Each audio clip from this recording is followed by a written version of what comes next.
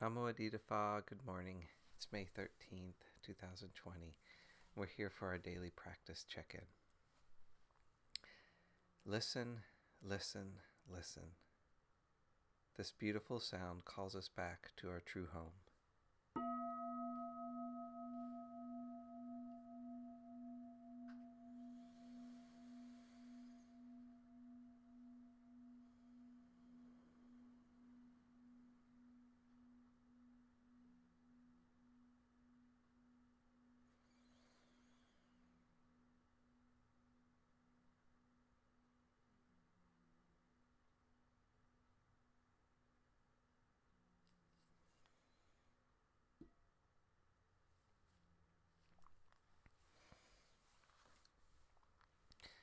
The third wonderful precept.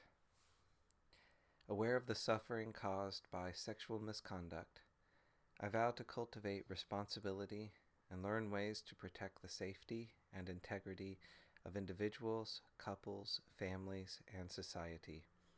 I'm determined not to engage in sexual relations without love and a long-term commitment.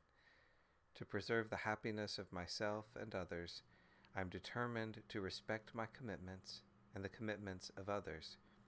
I will do everything in my power to protect children from sexual abuse and to prevent couples and families from being broken by sexual misconduct.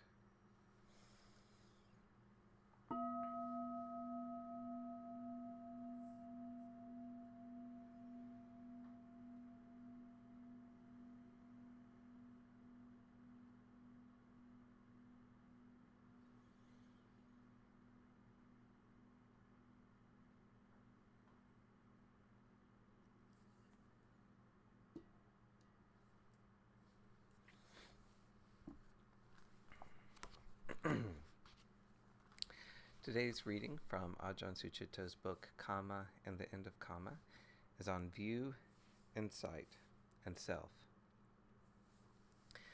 So to clear old Kamma, you have to meet it and address it in a way that unravels its patterns. But that takes the mature awareness, the great heart. Otherwise, as long as how I feel becomes who I am, fresh Kamma follows the old pattern. And based on that, a self arises.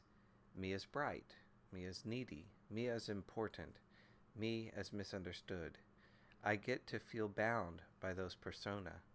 But fighting with them, or any other attitude that adopts these persona as real, true and real, doesn't release them.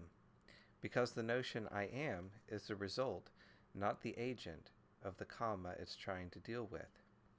It's a tail chasing its dog, and its wagging just creates more Kamma. This self-view is such a conjurer. Have you ever planned the ideal setup for meditation, or rehearsed a dozen different strategies of how you're going to deal with a situation in your life, only to find out that the flow of actuality always changes from how you expected it to be? Underpinning those plans is a self-view that needs to know and be in control. Follow this view of who you are and what you want and what you fear, and in trying to create a secure self in the future, you create an agitated self in the present. This is why the Buddha wouldn't affirm self. His interest was in addressing the underlying suffering and stress. So the advice is not to mess with the self and its story, but instead apply skillful attention towards loosening the contracting energies, soothing the push of defensiveness, or brightening the dullness of resignation. It's not that the story about being stuck with a raw deal is never justified, but sometimes all you can do is to address the patterning and the self-image that they create. I know of people with cancer who have refused to go into resignation and despair and become the victim, and people who survive totalitarian regimes by never accepting the scenario of loss of freedom. That's the kind of intent that can stop the psychological patterns, and when the pattern is arrested, the afflicted self, me as victim, isn't created. This is insight wisdom. You begin to know your many selves as not yourself. You grow dispassionate to the programs and don't feed them. And with this, you don't have to keep living out the calamity of samsara. Yet in another sense, here we are. With the arising of consciousness, with thinking, seeing, and feeding the kids, comes contact. And with that comes the sense of me in here being affected by that. That sense of self, the subjective impression or impulse, is a reference to the changing wave of feelings and intentions as they arise around contact. It shows us how Kamma is affecting us and how we're responding. And yes, we do need an operating system with a coherent operator. This is why the Buddha wouldn't categorically deny self. It's a locus of awareness which can be developed to carry skillful programs, and it needs to be investigated. We need to be clear and skillful in terms of the apparent self. Those energies, those sankhara that carry the process of consciousness, perform functions that are relevant to incarnation. We have to act and otherwise relate to our everyday context. It's good to wake up each morning as more or less the same person, know the language, and have a body that can operate in its environment. So yes, me again.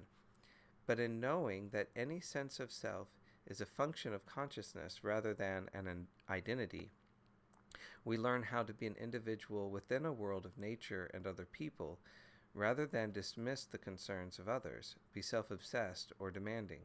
So the energies that produce a personal center and an aim are fine if they can be used to respond clearly to the way things are. All that really needs to be abolished is the underlying bias that searches for and forms views that make self a solid, lasting entity.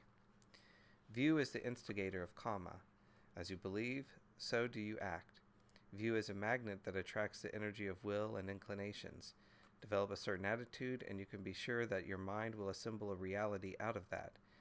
But if we notice how views attract energy, and how energy creates a pattern, and a mental pattern becomes a conviction, and a conviction becomes a standpoint, that's how I arise.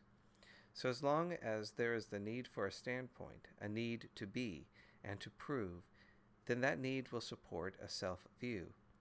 Then, if there is holding to that standpoint, conflict with others, and not getting my own way, will follow in due course.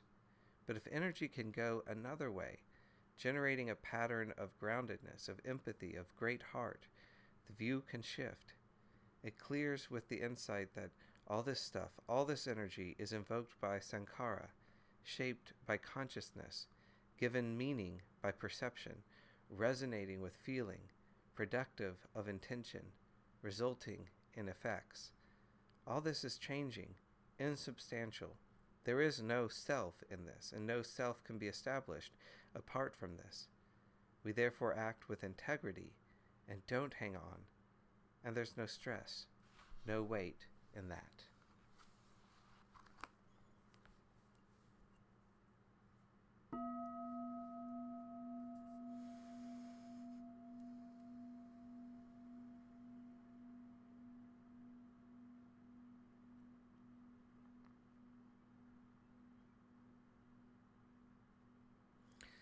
May all beings be well. May all beings be happy. May all beings be peaceful. Sadhu. Sadhu. Sadhu. Hope you have a very lovely Wednesday. Thank you.